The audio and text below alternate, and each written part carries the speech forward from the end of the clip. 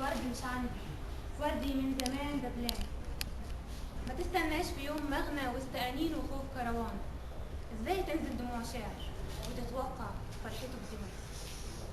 هقول لكم النهارده قصيدة بعنوان ثوب الغربة. غريب شايل على جفنه، غريب شايل على صوت يا جماعة عشان نسمع.